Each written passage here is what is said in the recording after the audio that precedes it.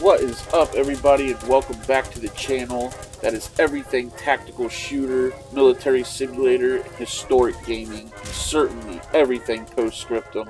Today we are going to talk about Post-Scriptum's very bright future. Yeah, that's right. You look around the internet forums and stuff, and you might think it's a dead game, but woe to the naysayers, because one day they're going to have to swallow their words. When and if they ever decide to play this gem. Today we're going to talk about every reason why. This is an extremely good time to be a Post-Scriptum player. If you haven't already subscribed to the channel, please hit that subscribe button below. Ring the bell so you don't miss a video. We're giving away Beyond the Wire Steam keys on the channel once every week for a freaking month. If you're interested in entering the giveaway, just stay tuned. I'll give you details on exactly how to enter. And for all you naysayers, this is exactly why Post-Scriptum is here to stay.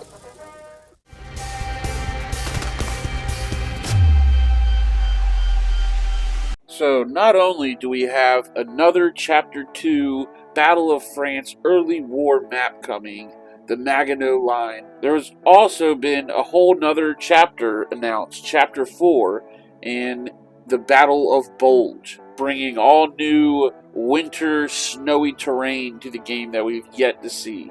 We can probably expect the Ardennes, Bastogne, Foy, and other iconic battles from that campaign. Now, the Post-Scriptum game devs, the developers at Periscope Games will be working on that extra map for Chapter 2 and this brand new Chapter 4. But besides that, we literally have 4 big modding groups working on the Pacific Front, the Eastern Front with the Soviets, the Battle of Crete, the Fallschirmjäger paratrooping in, and the North African campaign, the Desert Fox, and what could possibly be one hell of an armor slobber knocker down there. The content coming is astronomical. If you want any further information on any of the 4 mods I just mentioned, you won't have to look too far back on my catalog. Check it out. We got tons of content. I also have exclusive content on the Battle of Crete. The devs there showed me around their map. You'll see my little watermark name in the middle of the screen. But besides all that content, me finally getting my kamikaze bayonet charge, bonsais, and booby traps. Yeah, I'm a sucker for the Pacific. Besides all that we're getting, the devs are overhauling the armor system. That's right. Everyone knows Post-Scriptum's infantry gameplay is impeccable. Well, now the devs are doing something they've wanted to do for a long time, and that is rework the entire armor system from the ground up. Now, what that means is we're going to get things that have been asked for in the forums for years now. Things that being on the squad framework has held the developers back. They're unable to code these things in. Well, now that they're rebuilding it from the ground up, we're going to get things like knocking tracks off. We're going to get things like armor penetration, like hitting crew members. It's literally going to be like War Thunder within Post-Scriptum. Now, this is going to take some time. It could be a year for all I know. But it's under development and it's on the way. And this is something the entire team is working on. Here you can see each different type of shell will have a different role and will be as realistic as possible. And no longer will the shells just bounce and disappear to nothing. You'll literally be able to bounce a shell into another tank, as you see here. And once these rounds hit, there's fragments going all into the interiors, and depending on your position in the tank, you can get hit by these fragments. So the realism is going to be next level on this armor overhaul. No longer will it just be like a hit point battle, pretty much. It's going to matter where you hit, it's going to matter how you hit, and it's going to matter what round you use. So not only are the Post-Scriptum devs reworking the entire armor systems and mechanics, but they are also rebuilding a lot of the models from the ground up. Here you can see the brand new Tiger model made from scratch. And while they're at it, in preparation of Chapter 4, they went ahead and made a camo model for the winter operations. The devs also said that within time, they will be reworking all of the tanks, and that this is just the beginning. Here we have what the American tankers of the day would have preferred to ride in. One of the best versions of the Sherman, the M4A3E8. It had the big old 76mm M1 cannon, similar to that of the Hellcat tank destroyer. The M4A3E8 was the result of several years of work improving the problems with the M3 Lee and the M4 Sherman. One of the most notable features was the development of the horizontal volute suspension system, or HVSS for short. Coupled with the wider tracks and the improved M1A2 76mm cannon, it made the Sherman a much more well-rounded tank, capable of taking on the German panzers. Although the tank still suffered in the protection department, the tendency for Shermans to explode from ammo detonation due to lackluster armor compared to their German counterparts was one of the reasons that the wet stowage was introduced. Hence the W designation in the name. So not only are we getting a reworking and updated texturing of all of the tanks eventually, we are also getting a brand new vehicle, the Panzerjäger Tiger OSV, or also known as the Jagdtiger. It's a heavy tank destroyer developed and built by Germany during 1944 and 45. This tank didn't see much service since it entered service near the end of the war. Incidentally, this tank was not much use since by the time it saw the light, the Allies had full aerial supremacy. The Jagdtiger is often portrayed as the stigma of too much. The King Tiger is often crowned as the pinnacle of German tank design. If that is the case, the Jagdtiger is just overkill and shows just how desperate Germany was to try and get an edge over the Allies.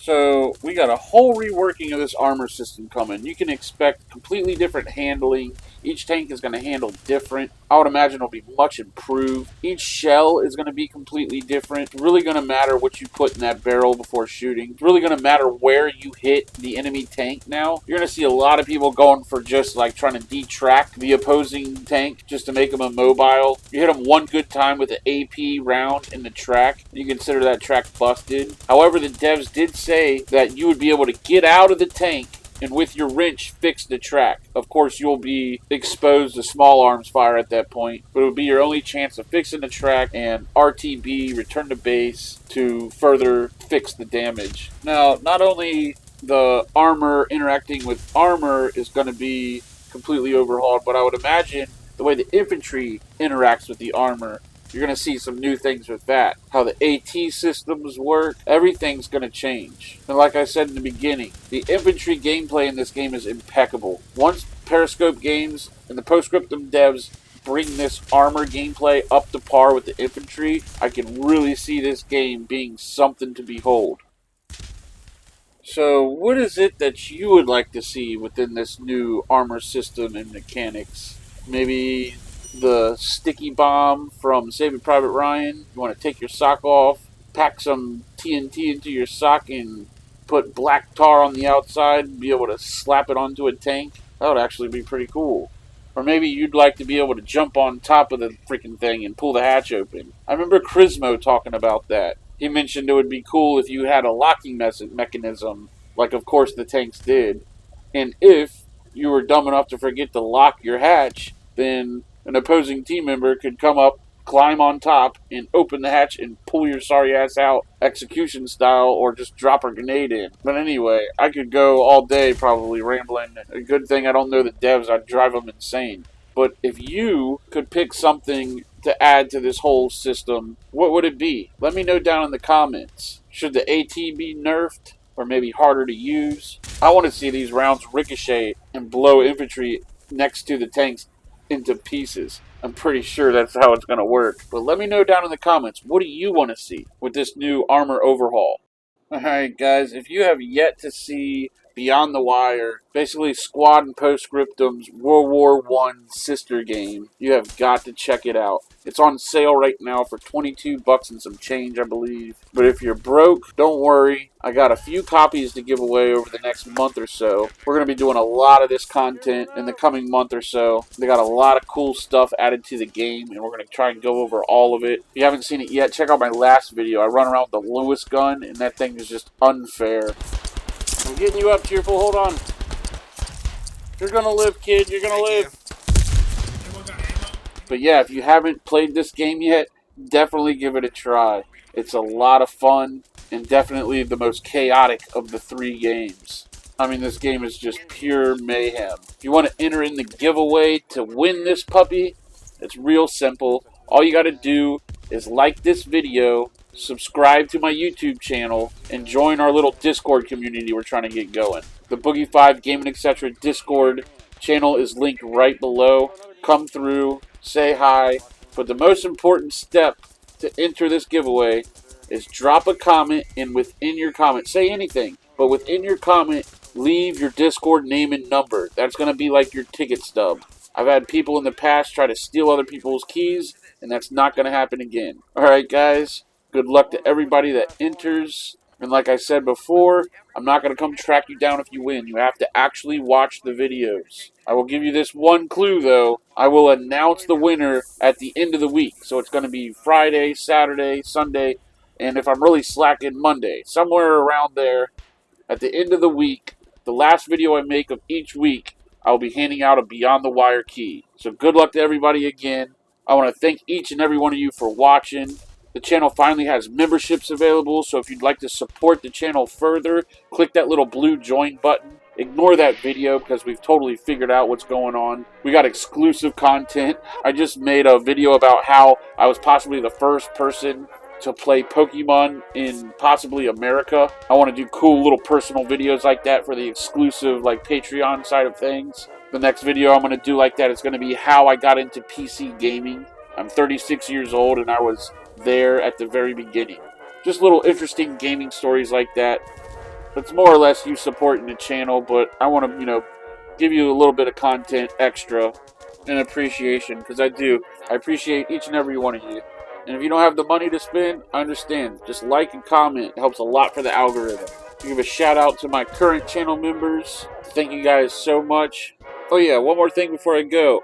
I have just started a Twitch account. So we're going to be streaming over at Twitch. Posting videos on YouTube and streaming on Twitch. We streamed for a couple hours Beyond the Wire last night. We already got 13 followers. So do me a favor and click the little Twitch link below of mine. And go ahead and give me a follow.